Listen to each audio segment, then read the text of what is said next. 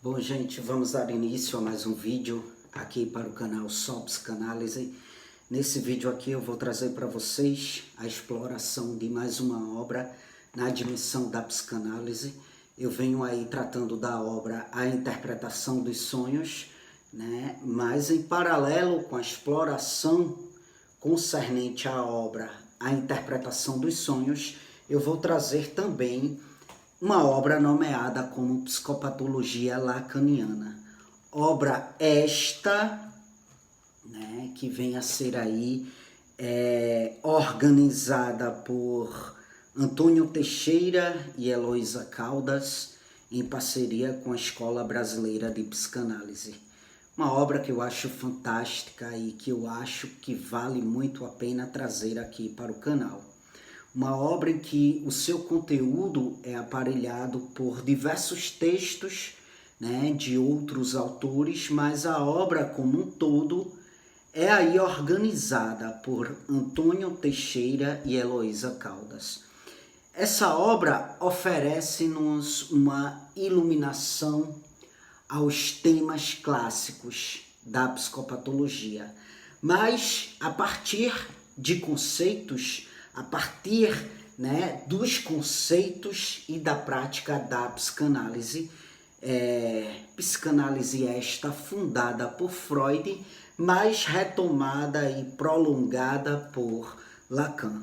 Então, o primeiro texto é intitulado como Enigma, Objetivação e Diluição da Loucura. Um texto aí escrito por Sérgio Laia e Adriano Amaral do Aguiar. Esse texto fala um pouco do momento em que a loucura ela era destacada nas pinturas. Isso entre o século XV e século XVI, né? A loucura ela era muito valorizada nas obras aí de grandes artistas, sobretudo na Itália. Na Itália era um tipo de pintura muito recorrente. Aquela pintura que de fato destacava a loucura, né? Eu li uma vez um artigo acadêmico bastante interessante falando do artista louco, sabe? E eu achei, assim, um artigo fantástico, porque de fato, assim como essa obra, né, nomeada como Psicopatologia Lacaniana, este artigo, que eu não lembro bem o título do artigo, mas eu lembro que ele falava do artista louco, sabe? E assim, nos faz mudar a visão da loucura como uma doença mental, e apenas isso. Nos faz mudar a visão, uma visão mais objetiva da loucura. Essa visão objetiva concernente à loucura, ela acaba sendo reverberada, sabe, para algo mais subjetivo mesmo, que faz parte ali do modo de ser daquele sujeito. E aí, esse artigo que vai falar do artista louco, ele vai trazer uma entrevista bastante interessante com o Deleuze sobre o caso dos gênios loucos, né? Esses gênios loucos, nesse artigo, são aí nomeados como pensadores do fora. Veja que interessante, que simbólico, né? Por que pensadores do fora? Isso aí, esse termo fora, vem da foraclusão, né? Que é tão aí um termo muito explorado por Lacan. Mas antes, obviamente, esboçado por Freud. Só que Lacan vai trazer uma maior abrangência, né? Ele vai trazer conceitos mais abrangentes, né? Ele vai de fato sedimentar de modo mais abrangente certos conceitos que foram ali esboçados por Freud. Freud, ele caiu muito em cima da questão das neuroses. ele esboçou a psicose, ele esboçou a perversão, e isso aí vai ser desenvolvido de modo mais abrangente tempos depois, em momentos mais contemporâneos a Freud. Lacan ele trouxe uma maior abrangência à psicose, né, ao sujeito de estrutura psicótica. Freud ele vai ter um texto aí intitulado como Neurose e Psicose, e nesse texto Freud vai falar da perda da realidade, perda esta que no caso da psicose apresenta a radicalidade de um repúdio, a radicalidade de uma foraclusão, como nos ensina Lacan. Se eu não me engano, se eu não esteja enganado, é no seminário 3 que ele vai falar da psicose, né? Então, no primeiro tempo da psicose, há essa perda da realidade. E o segundo tempo da psicose, há o caráter de uma reparação, né? Uma reparação dessa perda da realidade, que vai se dar pelo viés, né, do delírio e da alucinação. Entende? O delírio e a alucinação, no caso do sujeito psicótico, do sujeito considerado louco, né, do sujeito que quando adentra, vamos dizer assim, em um surto psicótico, né, porque vale salientar, vale frisar, vale deixar bem claro que não é todo sujeito de estrutura psicótica que vai adentrar em um surto psicótico. Isso vai depender de vários fatores, onde eu posso trazer de modo mais minucioso posteriormente, tá? Mas quando o sujeito de estrutura psicótica, né, ele adentra em um surto psicótico, ele é aí abarcado pelo surto psicótico, né? Isso quer dizer que houve ali uma perda da realidade. E diante disso, alguma coisa vai ocupar esse rompimento entre o eu e a realidade, né? E aí o delírio, a alucinação vai daí então ocupar o lugar da fissura na relação do eu com o mundo, entende? Ou seja, no caso da estrutura psicótica, quando há uma frustração na relação do eu com o mundo, né, vai haver aí um furo no real. Vai haver uma lacuna entre o eu e o mundo, entende? E aí eu não falo aqui de qualquer frustraçãozinha, entende? Eu falo aqui de uma frustração exorbitante que vem a ser aí extremamente insuportável para o ego desse sujeito. Daí ele vai romper, é o seu mecanismo de defesa, é a foraclusão, né? Ele vai romper com o mundo, ele vai romper com a realidade, entende? E aí, o que é isso? Isso é um furo no real. Vai haver uma lacuna entre o eu e o real, entre o eu e o mundo, entre o eu e a realidade. Também vale frisar que real e realidade não são sinônimos, que daí então também posso trazer posteriormente uma elucidação onde eu possa explorar a diferença entre o real e a realidade, né? Pois bem, como eu disse, no lugar dessa lacuna, no lugar desse furo, no lugar dessa fissura entre o eu e o mundo, há a instalação do delírio, da alucinação. E aí eu vou citar um exemplo real para vocês, para que vocês possam entender claramente o que eu estou abordando aqui. Tem um conhecido meu que é do meu contexto,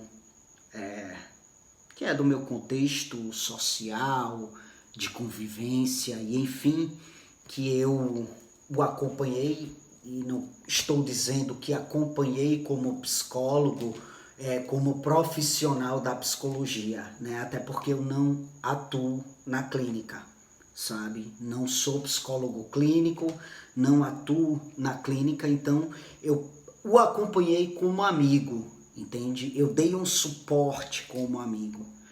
Esse sujeito, ele rompeu com a realidade dele, né? Por quê? Porque ele começou a sofrer frustrações muito drásticas, né, para o ego dele. Frustrações no âmbito da universidade, frustrações no âmbito do relacionamento, né, frustrações no âmbito do trabalho. Foi um momento em que ele sofreu uma frustração atrás da outra, em várias dimensões, e foi algo muito pesado para ele, né? Ele não estava indo bem na universidade, começou a não ir bem no trabalho, consequentemente isso surtiu conturbações no seu relacionamento, e assim ele foi daí então abarcado por uma série de conturbações em que o ego dele não suportou, e houve ali um rompimento por 3 vezes, né? Ou seja, ele rompeu a primeira vez com a realidade, e nessa fissura que houve entre o seu eu e a realidade, ele delirou, ele teve alucinações auditivas, né? Ele não chegou a ter alucinação visual, mas ele chegou a ter alucinações auditivas, né? Ele foi abarcado por delírios, e enfim, porque na medida em que ele se frustrou, o seu ego não aguentou, o seu ego daí então foi munido pelo mecanismo de defesa, que nesse caso é nomeado como foraclusão, né? Ele rompe ali com a realidade dele, com aquele momento de total conturbação, né? E assim ele adentrou em um surto psicótico, entende? E aí ele retornou, né? Ele retornou à sua realidade. Ele sai do surto e retorna à realidade em dado momento, mas em outro dado momento, o seu aparelho psíquico não suporta novamente a pressão, a tensão, as frustrações da sua realidade, e ele surta novamente e depois retorna novamente à sua realidade propriamente dita, né? Até que em uma terceira vez em que houve esse rompimento novamente com a realidade, foi algo mais drástico e algo mais difícil. Assim, foi um contexto muito mais difícil, um tempo cronológico mais prolongado, até que ele voltasse à sua realidade. E dessa vez só foi possível ele voltar à sua realidade a partir do momento que ele daí então adentrou na medicação, né? Quando eu falo adentrar, né, gente, eu uso de uma linguagem metafórica mesmo, né? Vale salientar isso. A partir do momento que ele adentra em um tratamento psiquiátrico mais sério, em que ele é medicado, é quando foi possível de fato ele voltar, né, à sua realidade. E até hoje o que o mantém na sua realidade propriamente dita, sem essa fissura, sem essa lacuna entre o eu e o mundo, entre o eu e a sua realidade propriamente dita, há de ser de fato a medicação, né, que é antipsicótica, né, é a medicação, obviamente, a qual ele toma, entende? Então, vejam, houve uma frustração onde o seu ego não aguentou, né? E aí, de fato, ele adentra numa espécie de loucura mesmo, né? Porque ele começa a ter pensamentos desordenados, discursos desordenados, ele passa a não ter criticidade, né? Ele passa a não ter mais crítica, né? E ele fica, de fato, totalmente desorganizado, psiquicamente falando, totalmente desordenado, psiquicamente falando, né? Por quê? Porque houve ali uma fissura entre o eu e a realidade, entre o eu e o mundo, e essa fissura, né, esse intervalo aí entre o eu e o mundo, ele não fica vazio, né? Alguma coisa vai precisar substituir, né, essa perda da realidade. E é justamente, há de ser justamente o delírio, a alucinação, e enfim, que é chamado, né, de loucura na dimensão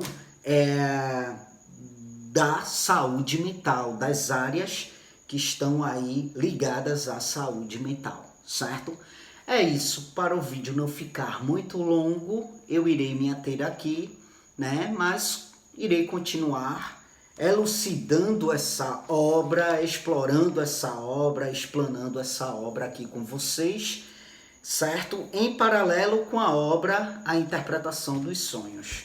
Pois bem, aqui no comentário do vídeo em destaque você vai encontrar aí informações adicionais, né, como meio de contato comigo, que é por e-mail. Você vai encontrar as minhas redes sociais, certo? A minha rede social principal, que é o Instagram, onde lá também eu faço compartilhamento de alguns projetos e enfim, então quem quiser me acompanhar lá, fique à vontade. E trago também os meus demais canais aqui no YouTube, quem quiser me acompanhar no canal Amálgama. Essa semana eu fiz lá a abertura, né, de um projeto, de um novo projeto, um projeto muito pessoal que eu resolvi trazer a público para fomentar as mais diversas reflexões. Eu vou deixar o link onde eu faço a abertura desse projeto, né? O link do vídeo vai estar aqui no comentário em destaque, então você pode clicar para assistir a abertura desse projeto. E caso você se identifique, caso você venha a ter o interesse em acompanhar, então se inscreve no canal Amálgama para que você possa acompanhar, porque sempre estarei lá falando desse projeto. Falo lá de outras coisas também, mas assim, sempre estarei falando desse projeto muito especial, muito pessoal na minha vida, né, que está relacionado à escrita de um livro que eu venho desenvolvendo, tá? Você vai encontrar também o canal Mente Aberta, que é o meu canal mais antigo aqui no YouTube, onde lá atualmente eu estou falando de Nietzsche, né, um filósofo aí um filósofo clássico, bastante significativo na dimensão da filosofia. Então, a pedido de uma seguidora de lá, eu comecei a falar, a explorar um pouco o pensamento desse filósofo. Para além disso, você vai encontrar aí no comentário em destaque um curso de psicanálise que vale muito a pena. Clica aí no link do curso, vou deixar aí definido para você o link desse curso para que você possa tomar conhecimento. É um curso que de fato vai te dar uma formação abrangente para que você possa vir aí a ser de fato um psicanalista. Tá bom? É isso. Obrigado, gente, pela atenção de vocês e até as próximas gravações.